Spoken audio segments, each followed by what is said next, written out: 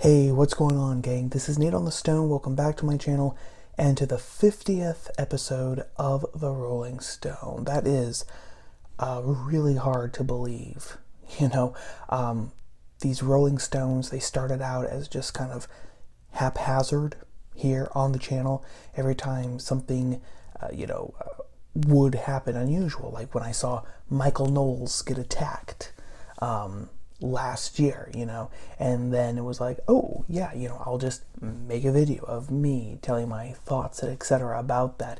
And then from there, it evolved into this, choosing 3 stories throughout the week and then posting them here to the channel. We've gone a long way from being it haphazard to now doing it, or supposed to be doing it, every week here on the weekend. So that is really quite something when I stop and think about it. But we can't get overly sentimental because, as usual, we have a host of things to talk about. And our first story takes us to New York City, the epicenter of the coronavirus, where Mayor Bill de Blasio, he did something that was, at least in my mind, partially commonsensical, and at the same time, on the other hand, genuinely terrifying.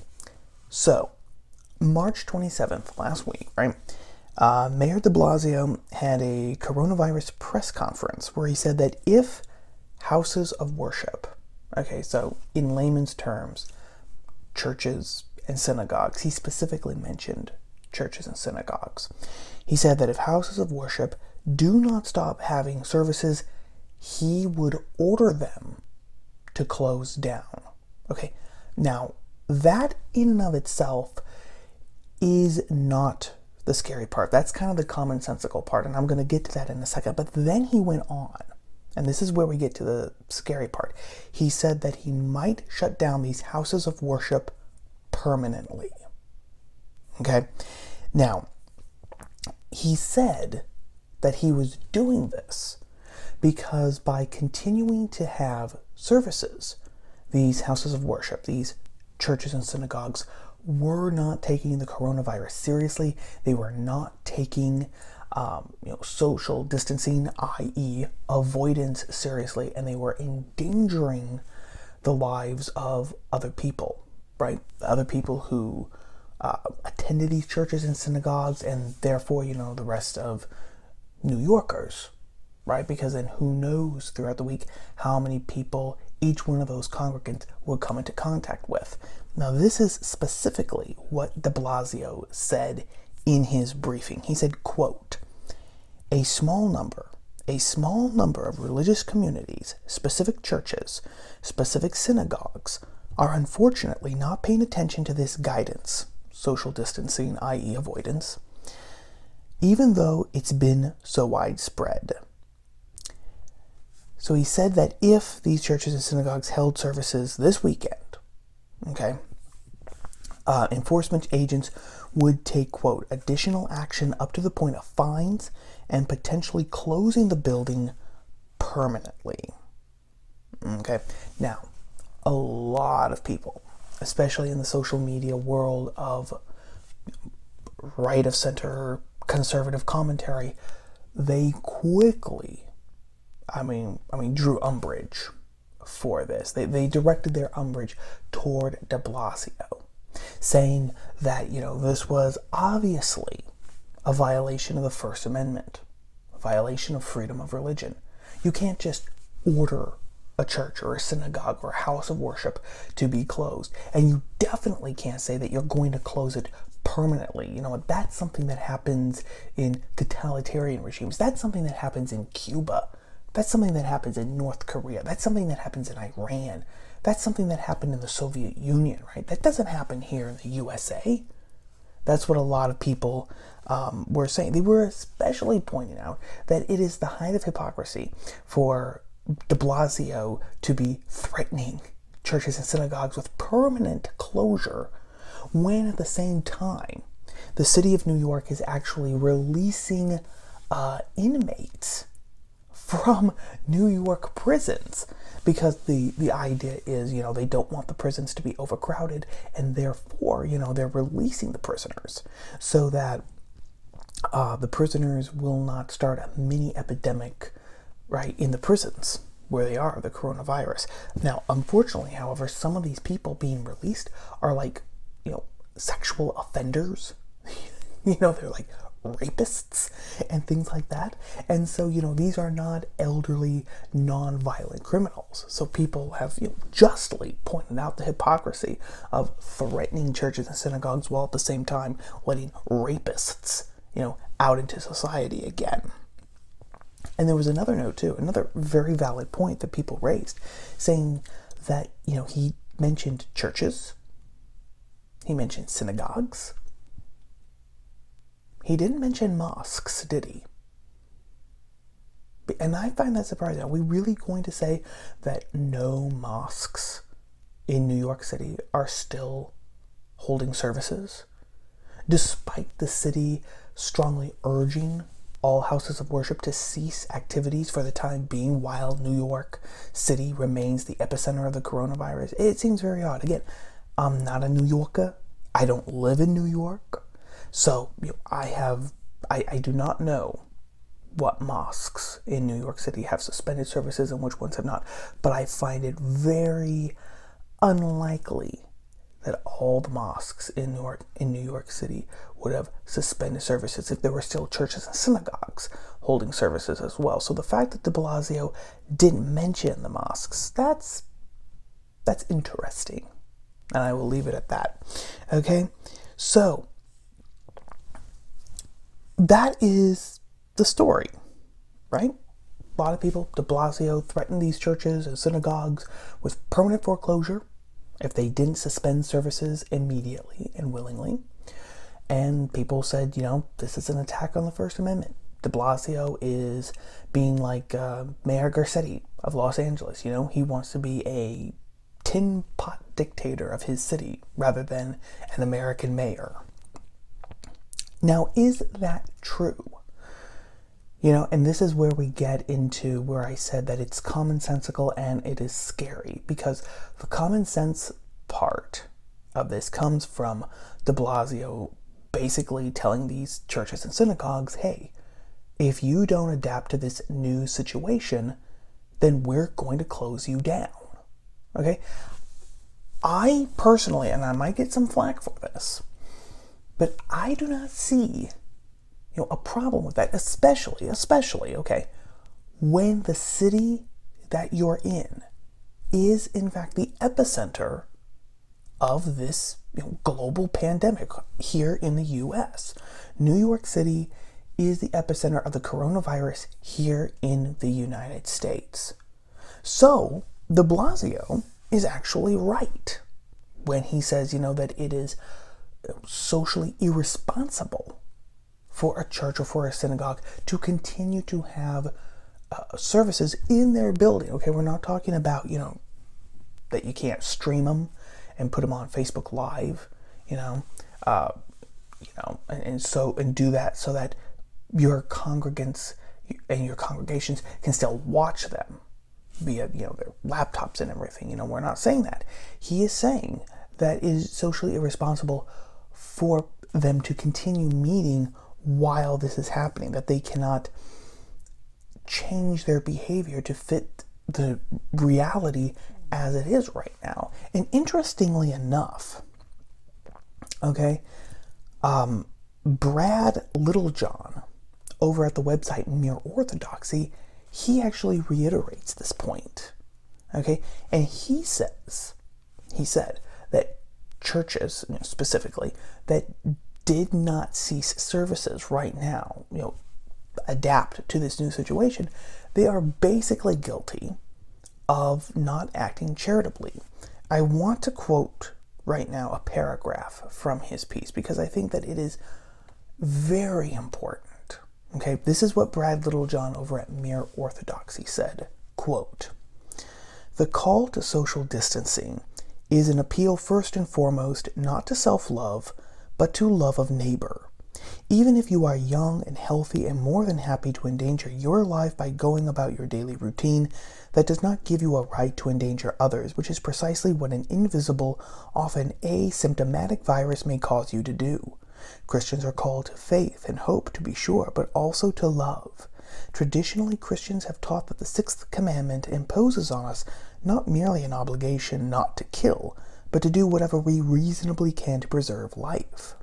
The duties required in the sixth commandment are all careful studies and lawful endeavors to preserve the life of ourselves and others. Westminster Larger Catechism, question 135. So the proper framing of this question is it more loving to our neighbor to increase the number of people who will get sick and die in the near term, or to decrease our economic well-being in the near term, thus presumably increasing sickness and death in the long run, unquote. So basically what Brad Littlejohn is saying is that, that it is charity as Christians, or as, believers, of any stripe, that it is really the love of neighbor that should compel us to, suspend services or to prevent us from, going out unnecessarily. And I know that this is, in some cases, this is going to be like a really, really hard thing to do, right? Especially if you're, still working, or if you're out of a job, etc., etc. Sometimes it just might be inconvenient, right? But whatever it is, this is, again, specifically for Christians, this is what is called taking up your cross. Okay, now I don't mean that to sound flippant, because I know too that people are actually, suffering from this thing. Even if you don't have the virus, even if no one has had the virus and no one has died from it, more often than not, more likely than not, you or someone is suffering economically because of the craziness and the insanity that has happened because of this, that has, come upon us just within the last month. Right? So I don't mean that flippantly, but that is, again, as a Christian, if you call yourself a Christian, if you identify as a Christian, if you take that as your cloak and as part of your identity, then that is part of it, taking up your cross, and whatever it is. Because here's the thing, we don't get to pick and choose what our crosses are. I mean, that would be swell if we could. I trade mine, and I know, in the blink of an eye. But since we can't, and that's the big thing, then we simply have to kind of slog through hell, as Winston Churchill said, and just keep slogging, because when you're slogging through hell, you just got to keep going. So again, that part of what de Blasio said, that doesn't bother me. Doesn't bother me at all. I think that when you have a situation like we do now in New York City, it is perfectly logical and reasonable and charitable even, for public officials like the mayor to say, hey, we strongly advise you not to leave the house, not to have large gatherings, because we need to stop this virus from spreading. And then if people refuse to do it, if they cannot govern themselves, then you have to take the next step and say, like, look, if you can't govern yourself and you can't change your behavior, then your behavior is going to have to be changed for you. Now, keep that in mind, gang, because I'm going to come back to it here in just a second. However, and this is where the scary part comes in, okay? Even though it may be part of the police power of the city, to declare that these churches and synagogues that aren't practicing avoidance are closed for the short term, there is nothing legal, moral, right, or anything with de Blasio threatening these churches and synagogues with permanent closure. Okay, that is where we get into the scary part. When he threatens that, oh yeah, you're going to be closed permanently, it's like, no. You can't do that. Because once this emergency is over, right, when the virus is gone, when things return to, lack of a better word, normal, i.e. they're never going to return to the way things were before the virus struck us. That's just the way of the world. Sorry to disappoint you. But when things return back to normal, then all the emergency powers that you have or you claim to have are going to be dust again, put back into that box until the next emergency comes. Okay? And at that point in time, you cannot keep closing churches. You can't keep churches and synagogues closed. Doing that makes you into an authoritarian tin pot wannabe dictator. And also, this also does seem to be religiously motivated. Okay, I will give people that the critics of de Blasio here, I will more than willingly give them that this also is politically motivated. Again, specifically mentioned churches, synagogues, didn't mention mosques. Another thing too, which makes me suspect this, is that de Blasio, in another story, has also expressed that he is very concerned that Franklin Graham's, Reverend Billy Graham's sons, his organization, his charitable organization, Samaritan's Purse, is actually running a emergency hospital center in Central Park. Right, a lot of organizations are running these makeshift hospitals so that, like, patients in hospitals can be transferred over here to Central Park to make room for coronavirus victims. Again, if these other patients who are being moved out of the hospital don't have any life-threatening issues or anything that would require them to stay in the hospital. De Blasio has publicly said that he's very uncomfortable and he's very concerned about Samaritan's Purse operating one of these things. Why? Well, because Samaritan's Purse and Franklin Graham, the Reverend Franklin Graham, Billy Graham's son, they believe in the biblical idea of marriage. They believe that marriage is between a man and a woman. They don't believe that a man can become a woman or a woman can become a man. And so, he is anti-LGBT. And so now you have had people, wringing their hands saying, oh, are LGBT people, are they going to get fair treatment? Oh, is Samaritan's Purse just going to ignore those people so that they just die? Those Christian bigots, you know that they would do it. You know that they would do it. So all that leads me to suspect, that there is definitely a religious motivation also behind what de Blasio said to churches and synagogues. Because again, here, demonstrated here with Samaritan's Purse, if you have the wrong beliefs, then you're an enemy, or at the very least, you are a suspect against the common good. So I will completely give them, de Blasio's critics, that.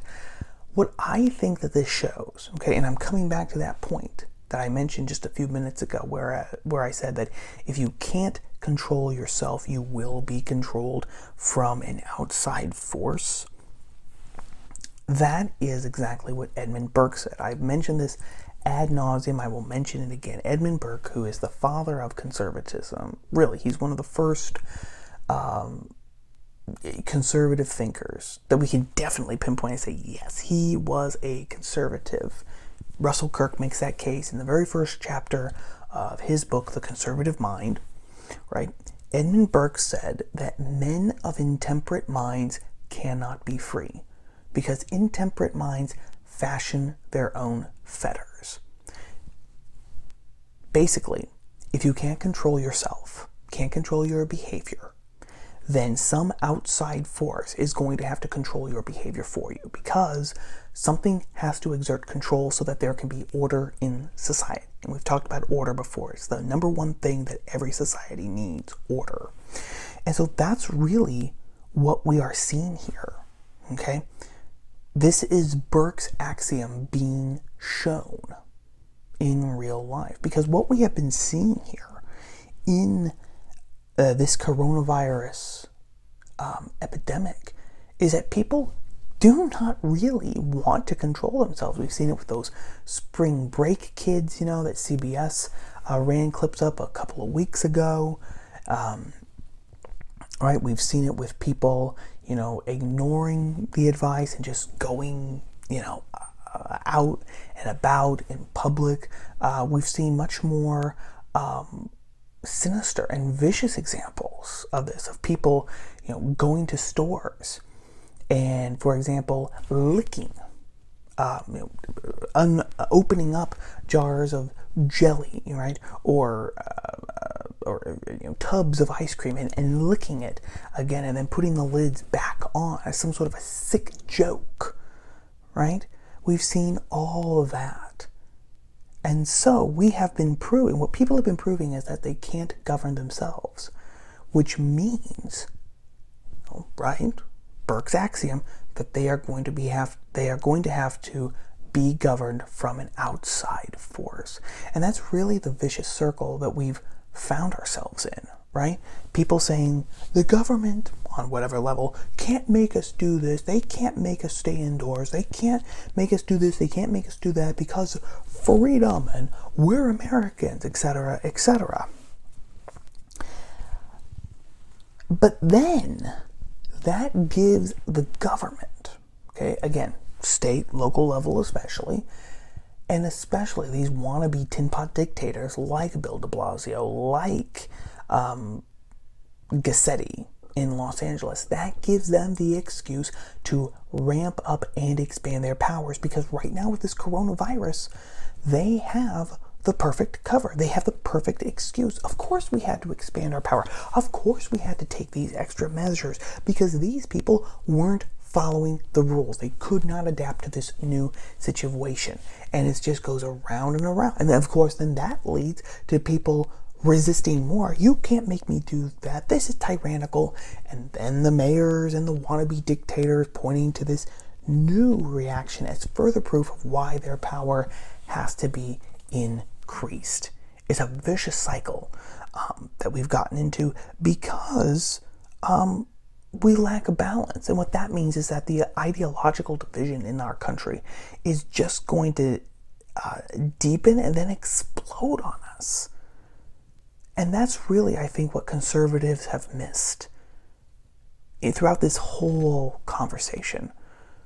People immediately saying that the mayors can't do this, they can't decree this, this is unconstitutional, this is tyrannical, this is totalitarian, this is what the Nazis did. Feels like I'm living in the USSR. First of all, no, you're not. Okay, don't say that. Don't say that at all. Okay, stop trying to make these grand comparisons. Okay, because that's not the situation that we are in right now. That situation could change, but it's not the situation that we are in right now. But conservatives have been so eager to jump on that bandwagon that they haven't even thought about the context of it. They haven't thought that, hey, in emergencies like this, yes, of course the government takes on more power. Again, not necessarily the federal government, but the state and local levels, like how federalism is supposed to work. Because they haven't accepted that, they are feeding into the wannabe dictators and tyrants' agenda perfectly, right? They couldn't have planned it better themselves. They couldn't have had better allies than some of the people on the right who are running around, and saying all these things, right? Without giving any sort of context and without differentiating, without balancing any of this. So it's going to be interesting to see where that vicious circle leads us, but it's not going to be anywhere good. That is story number one.